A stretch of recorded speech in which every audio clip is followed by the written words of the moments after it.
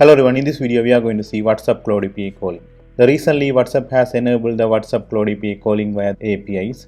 So we have done R&D and update that documentation in our Bot Starter Kit. So those who don't know what is Bot Starter Kit is a programming tool, actually the boilerplate code. We are using the official Cloud API and providing the perfect documentation for the developers. So it is a developer tool. So you can check in the documentation how it can help you to develop a WhatsApp automation or WhatsApp calling feature within less time. So this is a documentation we have published after WhatsApp released the official WhatsApp Cloud API calling. In the left side, calling WhatsApp. So first user initiated call, second one business initiated call, and third one is obtain call permission. So currently I am in the tab of the WhatsApp calling.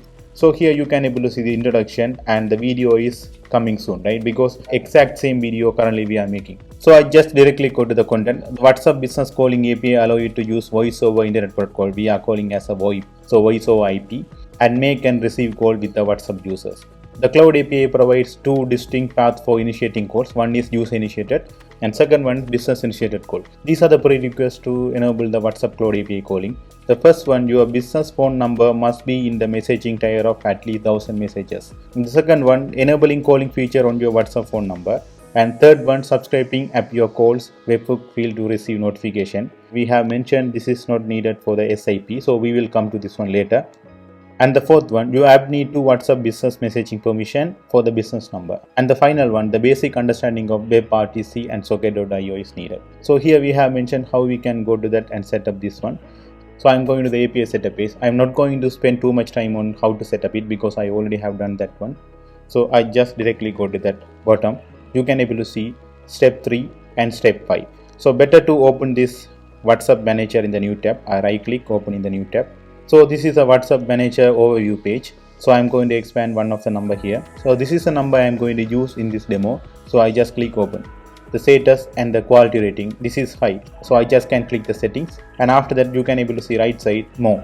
I just click more, and you can able to see as a second option call settings. I just click the call settings.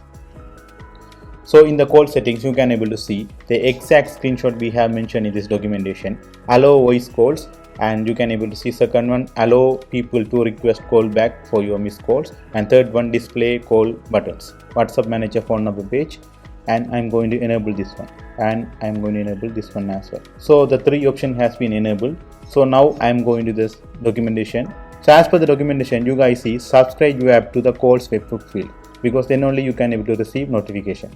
So I'm going to that dashboard again and click this configure webhook. So better to open this one in the new tab. So this is a webhook field and the verified token. So we used to test this number. So I go to the webhook field below and search for the calls. So in the below you can able to see calls. I just need to subscribe. I just click enable. So the number we have that is having the 1000 messages tier limit, and we have enabled that calling feature. And third one, we have subscribe. The fourth one, so whatever the tokens we are generating, we always getting 2 permission. For the one is for the WhatsApp business messaging, another one for the WhatsApp business management, and fifth one, the basic understanding of WebRTC and socket.io is needed. Video has been completed, so we will replacing this one, and the next video we are going to see how we can create user initiated call in this application. And thank you so much.